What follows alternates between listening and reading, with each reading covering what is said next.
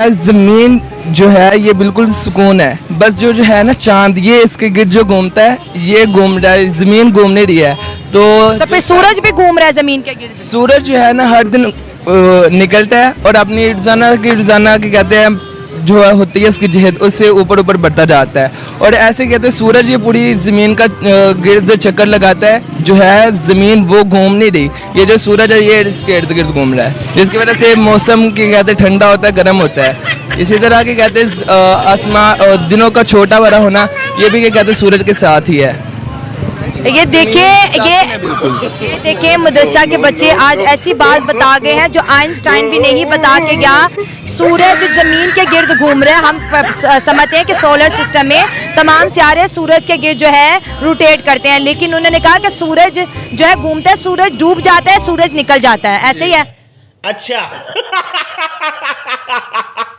For presidential elections, the country's former Deputy Prime Minister Tharman Shanmugaratnam has been elected as the president. Singapore के जो भी president मुंतखब हुए हैं उनका ताल्लुक इंडियन ओरिजिन से है। यूके के जो प्रेसिडेंट है ऋषि सनक वो भी इंडियन ओरिजिन से है। अमेरिका के जो इलेक्शन में खड़े हुए हैं वो भी इंडियन ओरिजिन से हैं।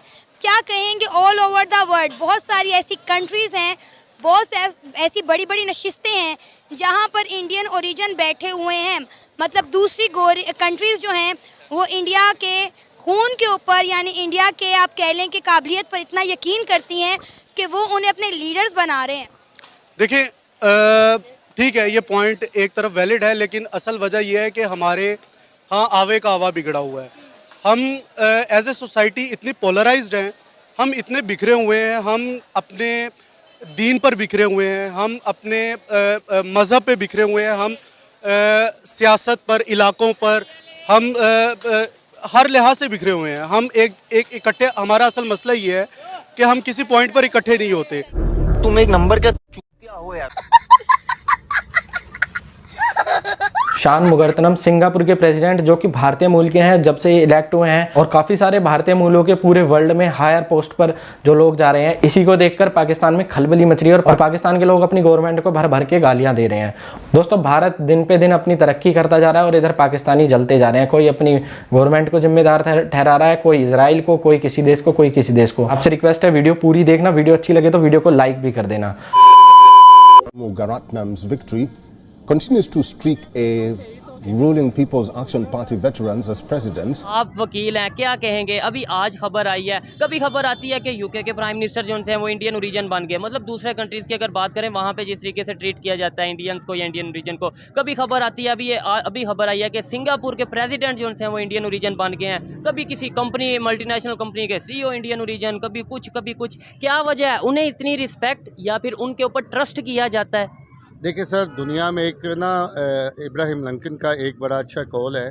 वो कहता है democracy is the government of the people, for the people, by the people. ठीक है, ऐसे ही है बात। ये जहाँ पर डेमोक्रेसी आएगी ना, वहाँ पे इंसानी राइट्स जो होंगे, फंडामेंटल राइट्स जो होंगे, वो प्रोटेक्ट होंगे। बिल्कुल ऐसे ही है। हमारे मुल्क के अंदर बेसिकली 75 सालों से जो सिस्टम रहा है, उस सिस्टम के मुताबिक हम लोग आज तक कौम ही नहीं बन सके। पहली बात ये कि हम नेशन नहीं हो सकते, सब नेशन बन ही नहीं सके। देखें आप इंटरनेशनल देखें, अब हम बीइंग अ लॉयर में ये बात करूँगा, दुनिया के 2 मोस्ट मदर कॉन्स्टिट्यूशंस हैं, ठीक है, जिनको मदर कॉन्स्टिट्यूशन का नाम दिया जाता है। एक दिया जाता है ब्रिटिश कॉन्स्टिट्यूशन को मदर कॉन्स्टिट्यूशन कहा जाता है, और एक इंडियन कॉन्स्टिट्यूशन को मदर कॉन्स्टिट्यूशन कहा जाता है। देखें, उनकी तकरीबन 1.5 अरब के करीब उनकी आबादी है, ऐसे ही है, ठीक है, लेकिन उनके जो हुक्मरान हैं वो अपनी आवाम के साथ सिंसियर हैं। अब देखें, हमारे यहाँ पे 75 सालों में जितने भी लोग आए हैं, जितने भी हुक्मरान आए हैं, ठीक है, हमारी बेसिकली आवाम गलत है, ठीक हो गया, हम लोग गलत हैं। ये मैं आपको मेरी 1 मिनट बात कंप्लीट होने दें। हमारी आवाम इंतहाई गलत है। उसकी रीज़न ये है कि हम बार बार उसी बंदे को आजमाते हैं जिस बंदे ने हमें डस किया होता है। ठीक हो गया, यही बात है। मतलब हमेशा हम जब लोगों से बात करते हैं, ये कहा जाता है गवर्नमेंट की वजह से ऐसा हो गया, गवर्नमेंट ने ये कर दिया, या कुछ लोग अदारों का नाम लेते हैं। लेकिन ये ऐसे इंसान है, मैं इनसे एग्री करता हूँ कि भाई हमारी अपनी बहुत सी मिस्टेक्स हैं, हम बार बार वही गलतियाँ करते हैं जो पहले हम। इस मुल्क को ना इनकलाब की ज़रूरत है। अच्छा, बात मेरे भाई ये नहीं है मैं क्या कर सकता हूँ, बात ये है कि हमें करना चाहिए क्या। सवाल ये, हुक्मरान कहते हैं हमारी गलती क्या है। बेशक यहाँ गलती सिर्फ और सिर्फ किसकी है? मेरी है। एक आम आदमी की है। मैं आज पूछता हूँ, मेरे जर्नलों से मैं नाम लेकर पूछता हूँ, मेरे एसपी लेवल के तमाम अफसरों से मैं पूछता हूँ, ब्यूरोक्रेट से पूछता हूँ, आपको तो अभी महंगाई ने टच भी नहीं किया। महंगाई से तो मैं मरा, महंगाई से तो एक कमजोर इंसान मरा।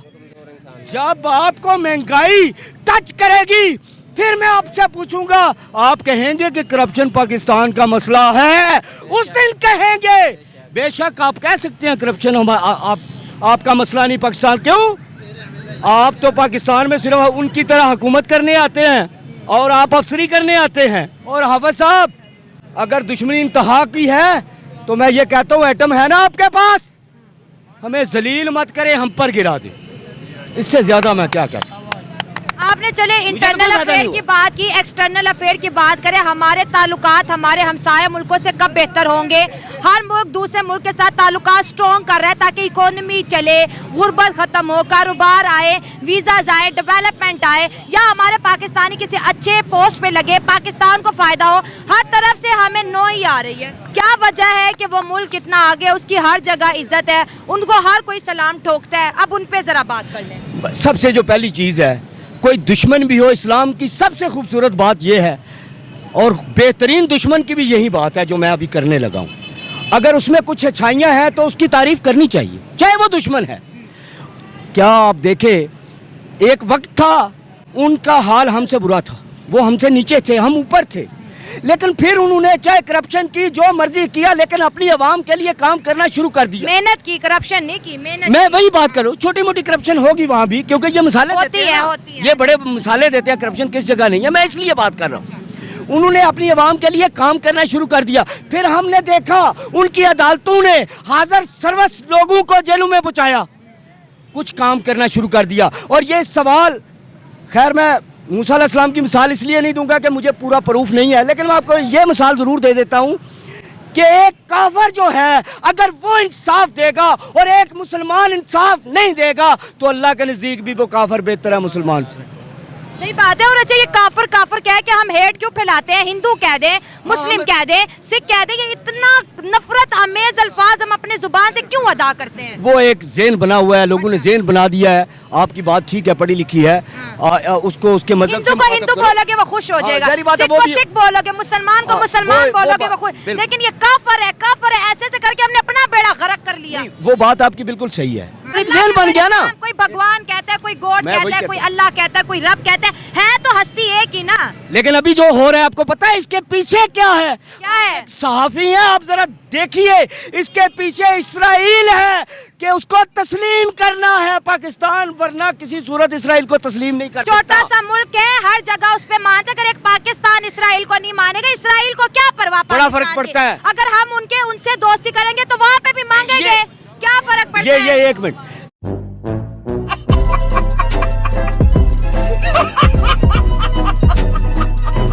दोस्तों ज़िंदगी भर तो इन्होंने मज़हब के नाम पे अपने लोगों को यहाँ को भड़काते रहे और आतंकवादी बनाते रहे। अब ये परेशान हो रहे हैं जब भारत तरक्की कर रहा है। और अभी ये जो G20 के जो 20 देश जो भारत में आ रहे हैं, दिल्ली में आ रहे हैं, इसको लेके और ये परेशान है। ये युग इंडिया का आ चुका है और पाकिस्तान को अब समझ जाना चाहिए, अब गाली देके कोई फ़ायदा नहीं है भाई। अपने यहाँ की गरीबी मिटाओ और अपने यहाँ को खुशहाल बनाओ। कल फिर मिलते हैं एक और वीडियो के साथ, तब तक के लिए जय हिंद।